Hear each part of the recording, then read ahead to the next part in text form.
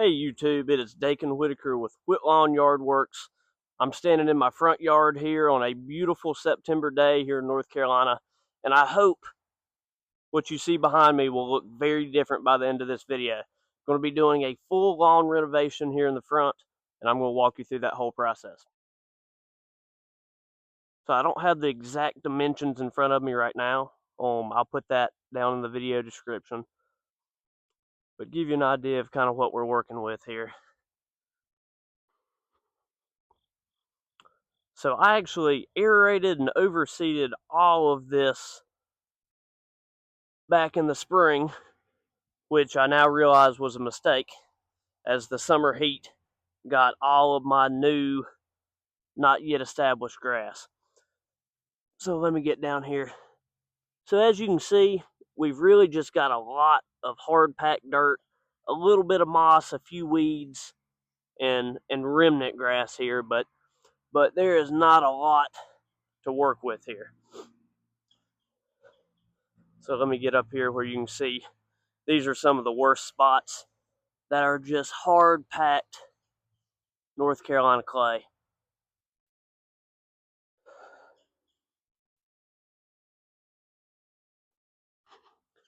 So it's a little bit misleading on camera. At a distance, all this looks nice and full and lush and like it might be some grass.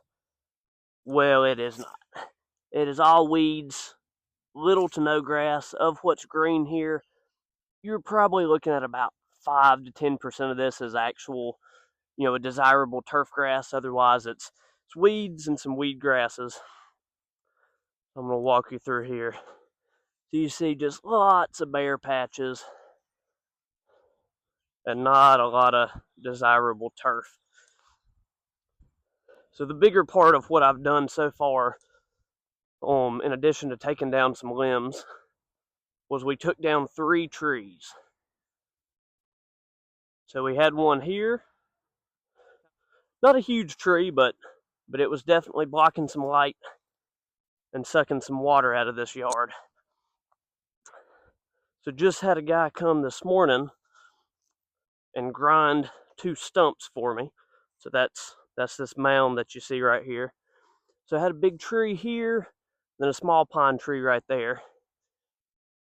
You see, this is what's the only wood that's left. The rest was hauled off.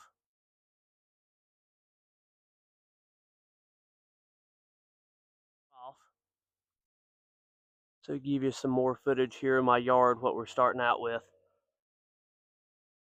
So the first step, well, the second step, the first step was taking down the low limbs and getting rid of these trees. But the second step is going to be to spray all this with 41% glyphosate, excuse me. I'm going to use the tank sprayer here on the 4-wheeler, and I'll show you some footage of that.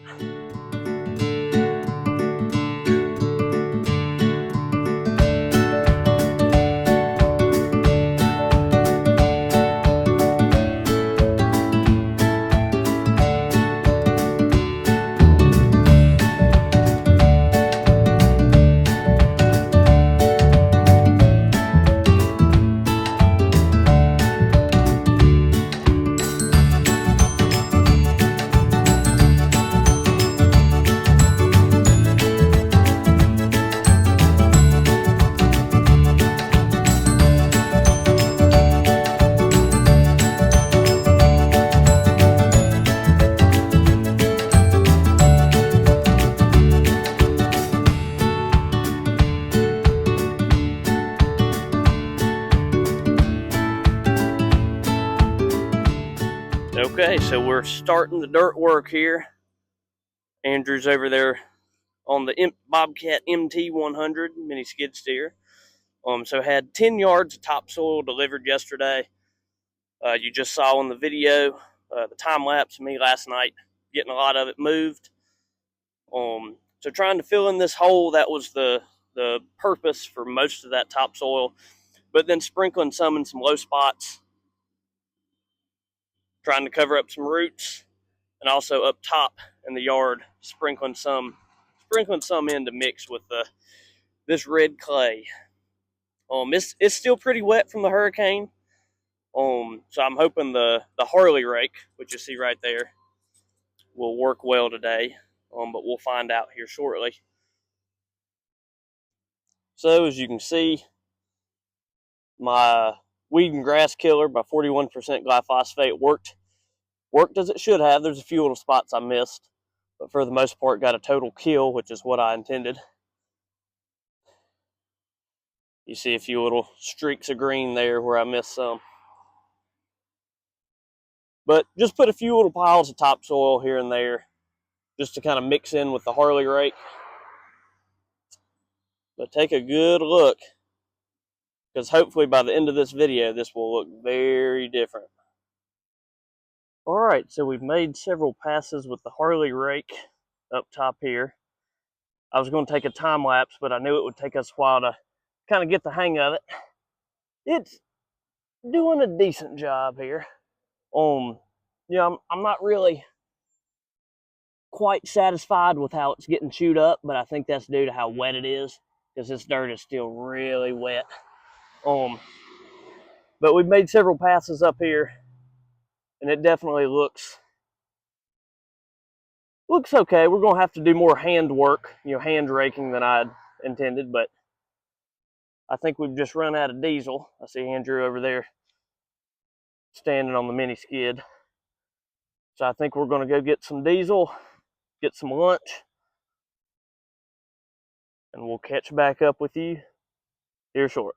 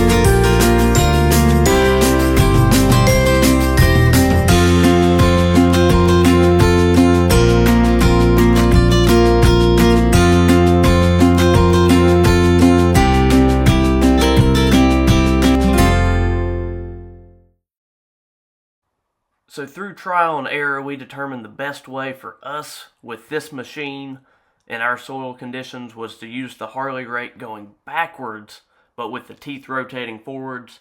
People typically use Harley Rakes opposite of this, but what we were running into was when we would hit a little hump or an area where the dirt was harder, it was bogging down, and we just found it was a lot easier to control this way. So that's what you see Andrew doing here with the Harley Rake, going backwards with those teeth rotating forwards.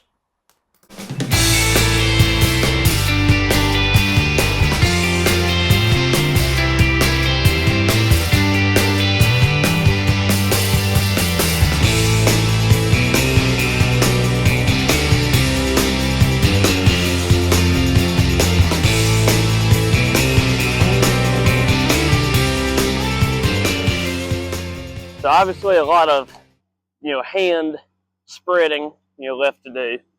Haven't touched any of this middle part, but it's chewed up pretty good. Hit it with a hand rake, and it should be ready to seed.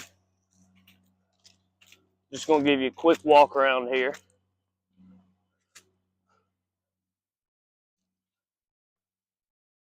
So it turned out pretty good. I'm pleased with it. I think had it been a little bit drier, like I said earlier, we'd have a little bit, a few less tracks and a little bit finer, dirt, because it is a little clumpy. But I'm still very pleased. This is good, loose. It is clumpy because it's wet, but good, loose soil, ready to be seeded. Still a lot of work to go, but good progress. All right. I hadn't planned to do my backyard this way. I had planned to just aerate it and overseed it because I didn't think I'd have time with the mini skid back here. But we're tracking well, a little bit ahead of schedule, so it definitely needs a full renovation back here. As you can see, I sprayed it and killed it, but even before I killed it, there wasn't much going on back here. Just a few weeds and a lot of dirt. So we're going to tear it up and hope to get some good grass growth. You see the little strip I missed when I sprayed.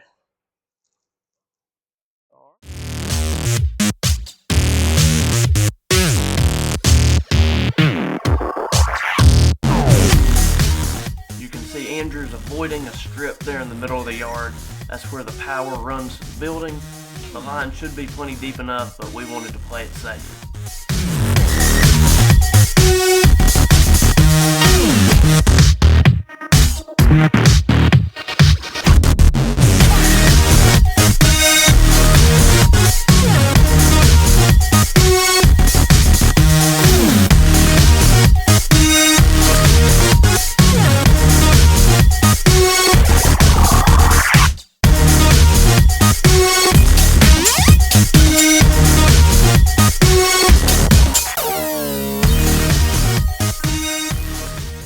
So as you just saw on the time lapse, I got the backyard smoothed out with the hand rake. I got my fertilizer put down and it's seeded. I decided to straw my entire backyard simply to keep my dog Maxine from being, overly muddy. I need to get a sprinkler set up back here. One tripod sprinkler in the middle of this main section here in the back should cover it. At least that's my hope. So I'll get that set up soon. So here's the other side of my backyard, just a small little hill area. I was able to cover all of it with one tripod sprinkler, thankfully, and I did the same process over here as I did in the rest of the yard. So now back in the front yard. So came out really good, got it all hand raked and smoothed out. So the dirt ended up being really good and loose for me. Once the sun hit it and it dried out a little bit, it wasn't nearly as clumpy. You still see, some clumps, but definitely a good seed bed. So got my fertilizer down as well as my seed. And you can see I've got my sprinklers already set up here in the front. So I've got 8 sprinklers to cover the front, 8 tripod sprinklers. I am going to have to get my hoses out of the dirt. As you see, I'll have to get them propped up somehow. But, so 8 sprinklers. Running off of 2 different wireless Bluetooth wireless controllers. That's what you see here. I'll put a link to that down in the description. So those will run automatically, but I can also water manually. It's all controlled by my phone, so that's exciting not to have to be moving sprinklers and dealing with that. So as you can see, I put down some straw here in the area that slopes down to the culvert pipe, as well as the ditch that runs along the road here. The reason being is, even though there's no rain forecasted in the next week, just in case there would be a pop-up storm, pop-up shower, I don't want all that loose dirt, as well as my seed and fertilizer, to get washed away.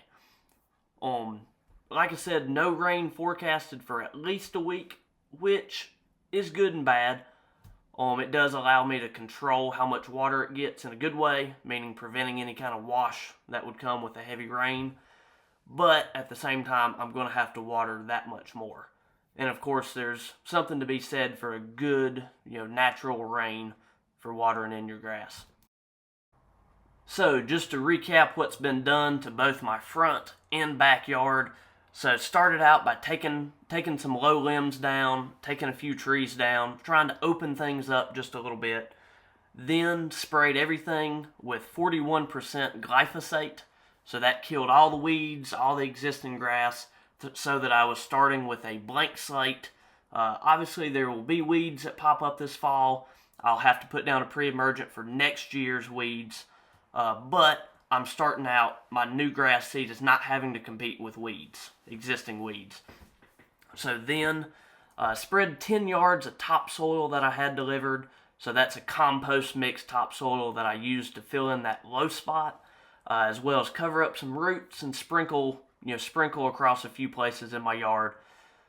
So then from there, based on a soil test that I took from my yard over the winter, I discovered I was low on phosphorus. So put down a 0.45-0 fertilizer, granular fertilizer. So that middle number is your phosphorus.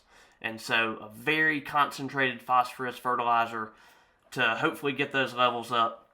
Then I put down a starter fertilizer, a slow-release 16-4-8 fertilizer, and a 3-way tall fescue blend. I don't know off the top of my head what those 3 blends of tall fescue are. I'll put that in the description.